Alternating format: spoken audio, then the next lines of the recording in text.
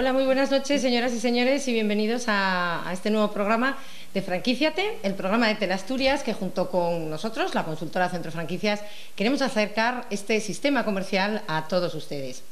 Hoy me acompaña Héctor Quintanilla Alfaraz, abogado en ejercicio y compañero del despacho ya desde hace unos cuantos años, ¿no? Sí, 11 años ya. 11 años ya, casi nada, casi nada. Héctor es abogado especialista en temas en fiscalidad, derecho laboral y derecho de la empresa. Ha ido adquiriendo a lo largo de estos años una gran experiencia en asesoramiento a empresas y en asesoramiento a emprendedores. Él nos contará qué hace Centro Franquicias para asesorar a estos emprendedores, para minimizar los riesgos que toda inversión, no solo en franquicias, cualquier inversión empresarial conlleva. Y con él contestaremos a todas esas preguntas jurídicas que nos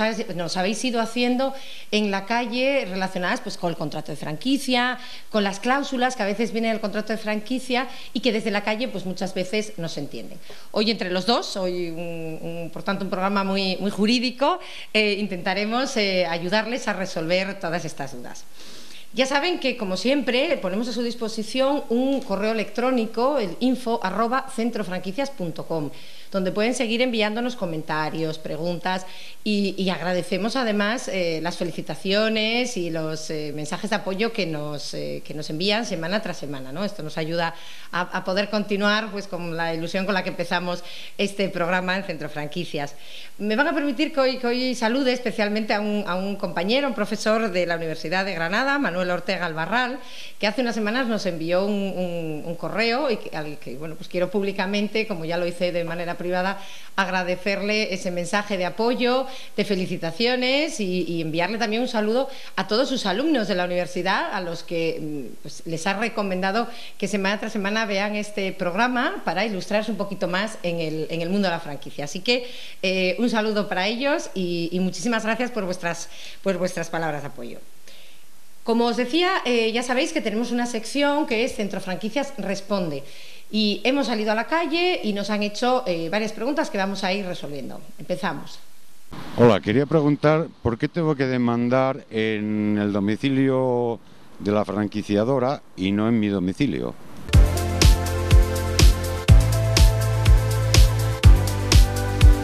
Por centrar un poco todo el contexto de la pregunta realizada, hemos de decir que con carácter general en España, en el seno del derecho civil o mercantil en el que debemos centrar la relación comercial que se establece en el marco de la franquicia, la regla general nos dice que los tribunales competentes para conocer cualquier litigio que derive del contrato han de ser los que radican en el domicilio de la entidad a la que demandamos. Por tanto, la competencia general en España es la del domicilio de la empresa a la que vayamos a demandar, reclamándole las cuestiones que entendamos oportunas derivadas del propio contrato. Dicho esto, en nuestra ley se prevén una serie de excepciones a esta norma general, una de las cuales es la que se denomina legalmente como sumisión expresa. La sumisión expresa, ¿qué supone? Lo que implica un pacto de sumisión expresa es que dos partes contratantes, a través de un contrato, en este caso el contrato de franquicia, pactan someterse, en caso de discrepancias relativas a cualquier cuestión derivada del contrato, a unos tribunales concretos sin aplicar la cláusula general de sumisión a los correspondientes al domicilio del demandado. Por tanto, esta regla específica, pactada en todo caso a través de un contrato, que en este caso será el de franquicia, supone someterse voluntariamente a un tribunal concreto y al margen de cualquier otra precisión normativa. Centrada la cuestión de esta manera, hemos de decir que es habitual que prácticamente en el 100% de contratos de franquicia la central franquiciadora prevea expresamente en el contrato que cualquier discrepancia derivada de la interpretación o del desarrollo de la relación empresarial pues se dirima ante los tribunales correspondientes a su propio domicilio. Con ello, ¿qué se garantiza? Pues se garantiza minimizar los costes de desplazamientos a cualquier tribunal y además controlar en cierta manera cuál es el criterio que los tribunales de un determinado lugar pues pueden tener en relación con este sistema comercial. Hemos de decir, no obstante a que este pacto existe es legal y se incluye prácticamente en todos los contratos de franquicia, hemos de decir que como el contrato de franquicia es catalogado por los tribunales como un contrato de adhesión, entendido aquel por aquel documento que es impuesto por una de las partes a la otra, la cual prácticamente no tiene capacidad para negociar o modificar ningún punto del contrato, sino que su voluntad se limita única y exclusivamente a decir si se adhiere a dicho contrato o no se adhiere. Es cierto que en este tipo de contratos los tribunales, existen corrientes en algunas audiencias provinciales, no es una corriente unánime, pero sí que cada vez está más generalizada, que vienen entendiendo que estos pactos de sumisión expresa no son válidos en este tipo de contratos. Por tanto, tenemos que saber que existe la posibilidad de que si recibimos una demanda que viene de un juzgado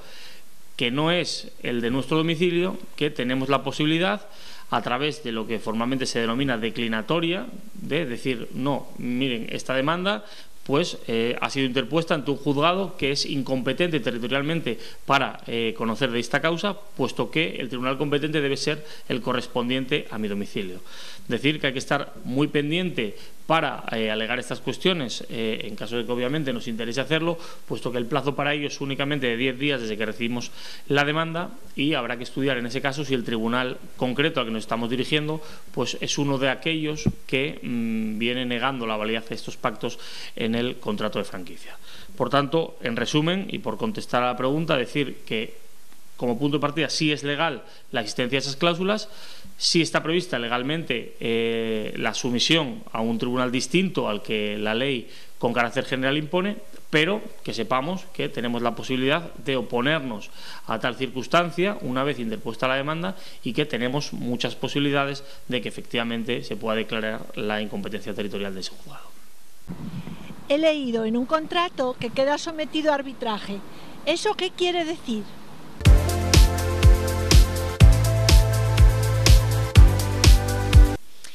El arbitraje es una vía de solución de conflictos alternativa a la vía jurisdiccional. Es decir, cuando en un contrato, bien de franquicia o cualquier otro tipo de contrato mercantil, normalmente en la última cláusula del contrato viene que las partes se someten para la solución de cualquier conflicto al arbitraje. Eso quiere decir que las partes han decidido que en caso de que haya un conflicto, de que se tenga que dirimir de alguna manera, no someterlo a los tribunales de justicia ordinarios. Esto viene fundamentalmente dado porque, bueno, en Asturias, tengo que decirlo, somos bastante afortunados en cuanto a la administración de justicia y la situación actual y al día que están los tribunales aquí. Pero sí es cierto que en muchos lugares de España, bueno, pues por la alta litigiosidad, por la población tan grande que tienen, Madrid, Barcelona, pues los procedimientos judiciales llevan un retraso más que considerable, ¿no? Hace tiempo ya aparece el arbitraje como una manera de solucionar esos conflictos sin necesidad de pasar por esos largos años de pleitos dentro de los procedimientos judiciales. ¿Qué quiere decir al final el arbitraje? Bueno, pues el arbitraje lo que quiere decir es que se va a nombrar a una persona, que es un árbitro, pues como los árbitros de los partidos de fútbol, exactamente igual. Un árbitro al que se le van a someter los puntos de conflicto, el demandante, el demandado, van a poder practicar las mismas pruebas que en un procedimiento judicial, interrogatorio de partes, testigos, prueba documental, pruebas escrituras, etcétera, etcétera. Donde no pueda celebrarlo el árbitro, puede pedir el auxilio judicial, es decir, pedirle a un juez que le apoye, que le eche una mano para celebrar esas pruebas. Y finalmente dicta una sentencia que en la vía arbitral se llama un laudo, que es de obligado cumplimiento para las partes y que si alguno no lo cumple, pues se puede igualmente ejecutar. Eso ya tendría que ser en el procedimiento judicial. Hay tres ventajas fundamentales dentro del sistema arbitral. Primero es la especialización de los árbitros. Ustedes piensen que cualquier procedimiento judicial que se inste, hablando pues por ejemplo de franquicias, va a los tribunales ordinarios civiles. Al final un juez civil, pues en muchos partidos judiciales, en los que a lo mejor no hay tribunales especiales de familia, pues tiene que conocer procedimientos de familia, procedimientos de herencia, procedimientos de arrendamientos, incumplimientos contractuales civiles, etcétera. Al final un juez no puede saber con una especialización total de todos y cada uno de los casos que se le presentan. Mientras que en el arbitraje eso no sucede. ¿Por qué? Pues porque el árbitro es una persona con dilatada experiencia en una materia y, por tanto, con la experiencia suficiente y la especialización suficiente para dar una solución pues lo más justa posible al tema que se le plantea, ¿no? Otra de las ventajas es la rapidez, porque desde que se designa un árbitro tiene un plazo de 6 meses para dictar ese laudo arbitral para resolver ese conflicto. Si muchos de ustedes han tenido procedimientos judiciales en ciudades tan importantes como Barcelona o Madrid, saben que entre apelaciones, etcétera, en 3-4 años seguimos todavía pleiteando con ese asunto, ¿no? Frente a 6 meses, pues creo que es una ventaja clarísima. Y después la discreción, es decir, los laudos no se publican igual que las sentencias judiciales. Eso quiere decir que para una empresa es importante que no se aireen, digamos, por utilizar un término coloquial, sus trapos sucios fuera, ¿no? Entonces, el problema que pueda tener puntualmente con un franquiciado se resuelve de una manera discreta con ese auto y no tiene por qué aparecer en los anales de jurisprudencia y de otros tribunales, ¿no? En España, y en concreto en franquicia, dentro de la Asociación Europea de Arbitraje existe un tribunal específico, una corte permanente de franquicia, entre la que tengo el gran honor de pertenecer como árbitro, que me han nombrado este año, en el que lo que se pretende es que personas jurídicas, juristas, que llevamos años dedicándonos pues no solamente a la actividad profesional de la abogacía, sino que tenemos experiencia y conocimientos suficientes en el ámbito de la franquicia, pues podamos poner eso al servicio del sector para ayudar a resolver los posibles conflictos que haya. Aprovechando de esto, quiero comentarles que el pasado 11 de mayo, en el Auditorio Rafael del Pino de Madrid, se ha celebrado el segundo Open de arbitraje organizado precisamente por la Asociación Europea de Arbitraje. Tengo que felicitarles porque ha sido un congreso absolutamente fantástico, un éxito de público, una organización brillante. Se llamaba Open de Arbitraje porque hicieron un símil como si fuera un campeonato de tenis, perfectamente ambientado y perfectamente dirigido por los distintos árbitros que participaban allí, no solo como ponentes, sino como, en sentido literal, árbitros de los debates que se habían planteado, ¿no? Juristas de la primera talla, pues como Eduardo Silva Romero, Tomás Clay, Elena Otero, Santiago del Pino y otros muchísimos, hicieron que esa jornada de un día entero en Madrid fuera realmente fructífera. Yo, desde luego, particularmente aprendí muchísimo y quiero felicitar a Javier Iscar, que es el secretario general de la Asociación Europea de Arbitraje, por la organización y por la brillantez en la elección de los ponentes, porque ha sido realmente interesante. Si ustedes quieren saber más de arbitraje, pueden entrar en la página web de la Asociación Europea de Arbitraje, donde van a tener muchísima información. Y además ahí van a tener los vídeos de esos debates, de esos partidos de tenis que tuvieron lugar el día 11 de mayo. Les vamos a dejar ahora en un vídeo muy cortito, un vídeo resumen de lo que fue ese día, para que comprueben de verdad lo que yo les acabo de contar.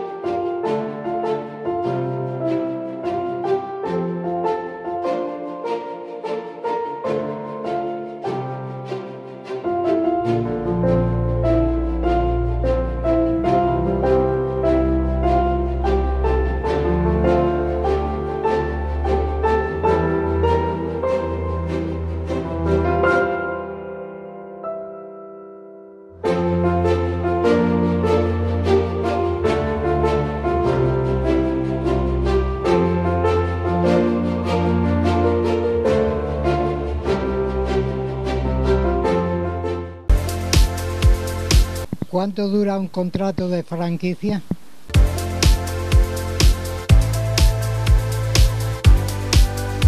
Bueno, para contestar a esta pregunta como punto de partida, hemos de destacar la prácticamente inexistente ley que existe en España que regula el sector de la franquicia. Así, en España contamos con un único artículo, la Ley del Comercio Minorista, y un reglamento que regula única y exclusivamente la creación del registro de franquiciadores y algunas obligaciones precontractuales, es decir, anteriores a la formalización de la relación de la franquicia, pero no existe ninguna normativa que regule de forma específica el sector. Por tanto, en muchísimas ocasiones, para regular las circunstancias que deben imponerse a las partes en un contrato de franquicia, debemos acudir a la normativa europea, mucho más completa que la española y que es directamente aplicable en nuestro país, pero en lo que a la duración del contrato se refiere, tampoco existe ninguna exigencia, ni en materia de limitación al número de años, ni en materia de exigencia mínima. Por tanto, debemos acudir única y exclusivamente a la voluntad de las partes para determinar en cada caso concreto cuál será la vigencia o la duración de un contrato de franquicia. Por tanto, la casuística os podéis imaginar que es innumerable, dado que cada contrato, cada central franquiciadora, pues viene concediendo un plazo de vigencia mayor o menor a los franquiciados en función de diferentes circunstancias. En lo que se refiere al carácter general, sí que es cierto que en la mayoría de los contratos de franquicia la duración de los mismos oscila entre 5 y 10 años. Pero hay un elemento fundamental que es el que tenemos que tener en cuenta para determinar qué vigencia debemos exigir o ponderar a una central franquiciadora para decidir adherirnos a su cadena. ¿Cuál es el elemento de la inversión? Obviamente, cuando una persona decide firmar un contrato de franquicia y adherirse a una cadena, obviamente lo que busca es realizar una inversión de la que pretende obtener, lógicamente, una rentabilidad. Por tanto, si, por poner un ejemplo, nos estamos adhiriendo a una cadena de hostelería que nos va a exigir una inversión de 300.000 euros, pues, obviamente no podemos asumir que la vigencia del contrato sea únicamente de 3 o 4 años, y ello porque obviamente al finalizar el contrato en esos 4 años, si la central no quiere renovárnoslo, pues nos encontraremos en que no solo no hemos ganado ni un euro con dicha inversión, sino que seguramente no habremos recuperado ni tan siquiera la inversión que nos ha costado adherirnos a la cadena. E igualmente, si nos estamos adhiriendo a una central que nos exige únicamente una inversión para incorporarnos a la cadena de 6.000 euros, pues seguramente tampoco la central nos va a permitir una duración contractual de 20 años, puesto que también es totalmente desproporcionado. Por tanto, lo que tenemos que analizar con sumo cuidado es cuando la central franquiciadora nos proporcione un plan de viabilidad en el que podamos ver la rentabilidad estimada de nuestro negocio comparada con la inversión que él mismo nos va a exigir, pues buscar un punto medio en el que la duración contractual que pactemos nos permita recuperar la inversión que hemos realizado para adherirnos a la cadena y que además tengamos un margen importante de beneficios, que es obviamente el fin último por el cual nos adherimos a la cadena. A tenor de esto que acabas de comentar en cuanto a la duración del contrato de franquicia, el saber qué tiempo necesito yo para amortizar la inversión que voy a hacer, calcular pues ese umbral de rentabilidad del negocio, mirar en definitiva todas estas cláusulas, porque incluso la pregunta que contestaba yo antes del arbitraje, ¿no?, suele ser la última pregunta de los contratos que casi nadie mira, porque eso al final ya uno llega después de 20, 30 páginas de contrato y esa ni la miran y tampoco se le da importancia. Como en Centro Franquicias, no solamente ayudamos a centrales franquiciadoras a desarrollar sus proyectos, sino que estamos muy preocupados por el asesoramiento a franquiciados. A mí me gustaría que contaras un poquito en qué puede consistir en ese asesoramiento a franquiciados, en qué deben de fijarse y cómo son esos estudios que hacemos y que en concreto tú, que eres el especialista en toda la parte numérica, digamos, de los proyectos, me gustaría que lo explicaras un poquito para que a la gente le quede clara esa necesidad. Bueno, lo que debe tener claro todo franquiciado que quiera adherirse a una cadena es que, por muy ilusionado que suele estar la gente, prácticamente decidida antes de analizar el más mínimo papel, es que debemos exigirle a la central franquiciadora que nos entregue ciertos datos, cierta documentación, para poder contrastarla de forma objetiva y a través de medios que no nos proporcione la propia central, que obviamente lo único que va a pretender es que nos adhiramos a la cadena para obtener obviamente una rentabilidad con nuestra adhesión. Así, en este sentido, debemos exigir que nos entreguen un plan de negocio, un plan de viabilidad personalizado al lugar donde nosotros vamos a instalar nuestra franquicia. Obviamente no es lo mismo abrir un establecimiento en el centro de Madrid que abrirlo pues en un barrio de Oviedo, ¿no? Es obviamente que las circunstancias son totalmente distintas. Pues habremos de pedirle pues de documentación jurídica que, aunque sea a modo de borrador, para ver un poco qué exigencias nos van a imponer cuando nos adhiramos a la cadena, puesto que obviamente las palabras, como suele decir coloquialmente, se las lleva el viento, y lo que al final, cuando hay un problema, tenemos que atenernos es a lo que pone un contrato, ¿no? Entonces, bueno, con toda esa documentación, pues nosotros lo que hacemos obviamente es analizarla, contrastarla, primero aisladamente, según los propios datos, puesto que muchas veces del propio estudio pormenorizado, del propio plan de viabilidad, ya se desprende que el negocio no puede ser rentable, incluso sin discutir sus cifras, porque obviamente hay que imputarle un coste fiscal que habitualmente no se nos dice que va a tener, hay que imputarle un coste financiero, puesto que muchas veces se nos habla de una inversión para la que no tenemos fondos propios para poder asumirla y hay que acudir a financiación bancaria, y obviamente ya con ese mero análisis muchas veces hay muchos proyectos que caen por su propio peso. Y luego, en otras ocasiones, cuando el plan de viabilidad sí que supera esta primera criba y sí que se desprende que la actividad en sí puede ser rentable, pues hay que acudir a otros medios, pues como puede ser registros mercantiles, que nos permitan pues contrastar si esos datos que nos figuran en la documentación que nos están proporcionando pues se pueden contrastar en la realidad. Es decir, a mí no me vale nada que me digas que tú prevés que en mi establecimiento franquiciado voy a vender 100.000 euros al año cuando veo tus cuentas mercantiles y no llegas a 50.000, ¿no? Está claro. Obviamente son datos que son fácilmente contrastables y que bueno, es importante tener en cuenta, ¿no? Al final es el mensaje un poco que siempre transmitimos en este programa, ¿no? Asesorarse antes de invertir. Miren, el papel lo aguanta todo, y nosotros lo vemos muchas veces en el despacho. En un papel se pueden poner los números que queramos, pero hay que saber interpretarlos, ¿vale? Y si uno no sabe, porque no tiene muchas veces la formación y por qué saberlo, pues para eso están los profesionales que les podemos ayudar a minimizar ese riesgo, ¿no? Y el mismo estudio y el mismo desglose hay que hacer con el contrato, sobre todo para saber qué es lo que vamos a firmar. Podemos encontrarnos, es que incluso a veces las cuestiones y el ansia de las centrales franquiciadoras, pues a costa de cualquier cosa, de crecer y crecer y crecer desmesuradamente,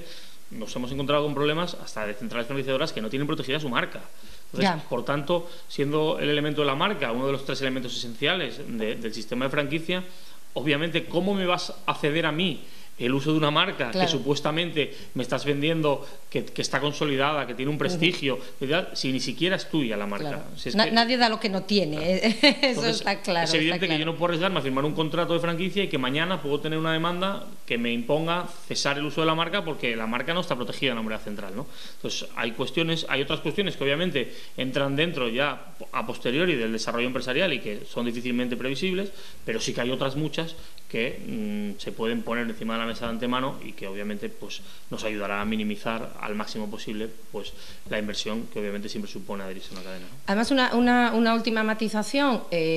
la ley exige que las centrales franquiciadoras entreguen una copia de ese contrato de lo que se va a firmar al franquiciado, ¿no? Para que lo pueda analizar con tiempo y contrastar todos estos datos. Sí, tal y como decía antes, curiosamente, dentro de la escasa normativa que existe en España, lo único que está bien regulado es la llamada información precontractual. Es decir, la ley en España, que es la única exigencia que existe, impone a centrales franquiciadoras a que una antelación de 20 días previos al desembolso de cualquier cantidad a cuenta de contrato de franquicia se entregue una serie de documentación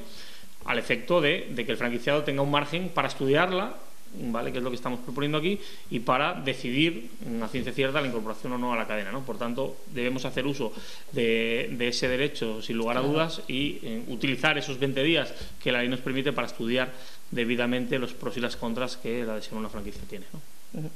¿Existen asociaciones de franquicias?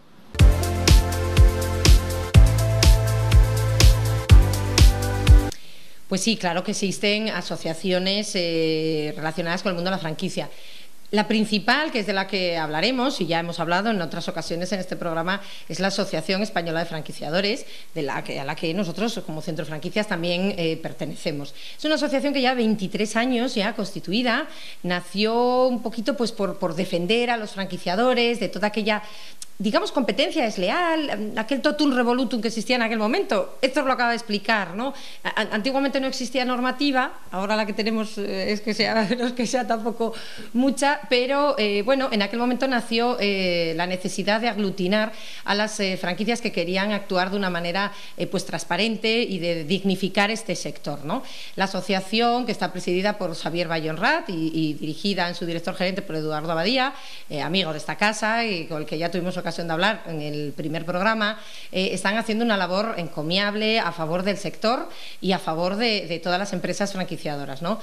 Salen por el mundo, por todas las ferias internacionales, llevando la franquicia bien alta, porque además es una asociación que pertenece a varias federaciones de franquicias europeas y latinoamericanas, y por tanto nosotros aconsejamos siempre, si se está pensando adherirse a alguna asociación en el sistema de franquicias, de luego hacerlo con la asociación, ¿no? Y con ella vamos a despedir este programa, porque ya saben que hace unas semanas la asociación publicaba pues el informe, que lo tenemos aquí, el informe anual de la franquicia en España, el único que deben de tener en cuenta para cualquier estudio, porque los demás siempre suelen tener cierta halo de parcialidad, y el de la asociación pues es un estudio muy fiel a la situación actual de la franquicia en España. Vamos a ponerles un vídeo de la presentación de la rueda de prensa que hicieron hace unas semanas presentando este informe, y porque además son noticias muy buenas y muy positivas para el sector, para las empresas franquiciadoras y para españolas que están saliendo al exterior, y de toda la estadística de los centros franquiciados que hay en España. Sí decir que la Asociación Española de Franquiciadores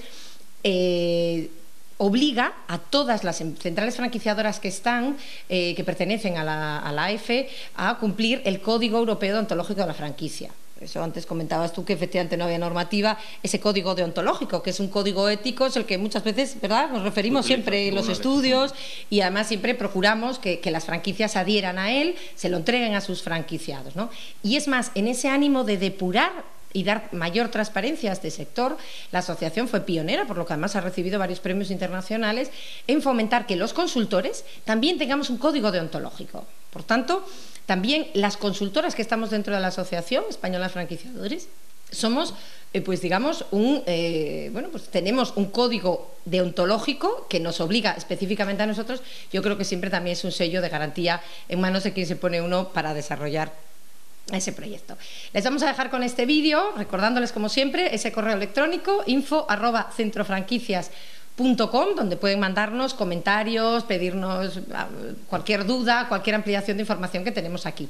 El próximo programa yo creo que ya estrenaremos plató. Hoy han visto que tenemos un plató un poquito diferente al de otras ocasiones. Aquí en Teleasturias están haciendo una reforma integral de los estudios, del plató y de todas las instalaciones, y posiblemente ya en el siguiente programa pues estrenemos nuevo plató y traeremos nuevos invitados con los que seguir hablando, como no, de franquicias.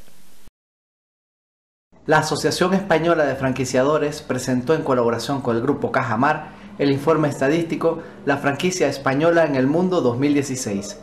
El estudio, que refleja la situación actual del sistema de franquicia nacional en el mercado exterior, expone que las enseñas españolas continúan con un crecimiento sostenido a nivel internacional.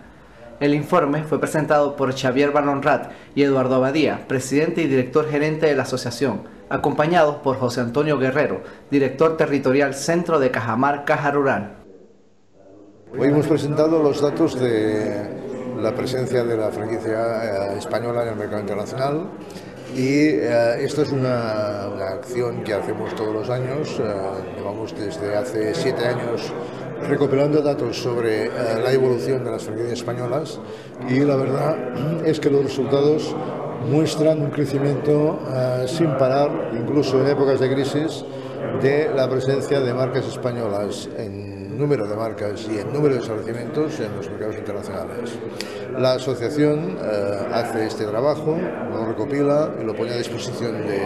del mercado para que se conozcan dónde están aquellas bolsas de interés para el futuro, aquellas oportunidades que se tienen que presentar y donde la asociación continuará apoyando a los socios y a los no socios para que alcancen sus objetivos. Lo cierto es que más de 300 marcas están en el mercado internacional y 21.000 locales abiertos en todo el mundo avalan la acción y los buenos resultados de estos últimos años del sistema de franquicias español. Las enseñas españolas están asentadas en los 5 continentes, donde comercializan sus productos y servicios. Estos contundentes datos oficiales demuestran que cada vez es mayor el número de franquicias nacionales que deciden apostar por otros mercados para expandirse. Hoy acabamos de presentar el estudio de la situación de la franquicia española en el mundo, datos correspondientes al año 2016, y creo que son suficientemente optimistas y hablan de la importancia que tiene la franquicia española en el mundo. Asimismo, también creo que es muy importante resaltar, porque nos va a ayudar mucho a conocer otros mercados que van a ser, que son mercados estratégicos para las marcas españolas, nuestra entrada en la Federación Europea, donde nuestro vicepresidente de la propia Junta Directiva va a estar presente en la misma, y nuestra recién entrada en el mes de abril en el Consejo Mundial, donde nos va a permitir a poder hablar de otros mercados tan importantes como los mercados asiáticos, americanos y australianos, con lo cual fortalece la imagen de la franquicia española y de nuestro papel a nivel mundial. El informe muestra cómo el sistema de franquicias es un modelo de negocio que cuenta con un ritmo positivo de crecimiento. Por esto, un mayor número de empresas apuestan por apoyar las iniciativas de expansión de las enseñas nacionales. La colaboración de Cajamar Caja Rural con la Asociación Española de Franquiciadores y con el sector de las franquicias es una colaboración estratégica y una apuesta por el sector a largo plazo por parte de la Caja. Y dentro del segmento internacional y la presentación de los datos internacionales, la plataforma internacional que hace una semana hemos puesto en nuestra web es un elemento más de refuerzo de esta colaboración con los mejores partners con los que podemos contar para el desembarco de los franquiciadores fuera de España. Cajamar va a seguir apostando y apoyando ese proyecto de internacionalización de todos los franquiciadores, como siempre hemos hecho con el mundo empresarial en general. El estudio ofrece datos interesantes sobre la evolución del número de establecimientos por sectores y análisis por países y territorios. Portugal sigue siendo el país con mayor presencia de redes españolas, seguida de México, Andorra, Francia e Italia. Y el sector moda continúa liderando la expansión internacional, seguido de hostelería y restauración y belleza y estética.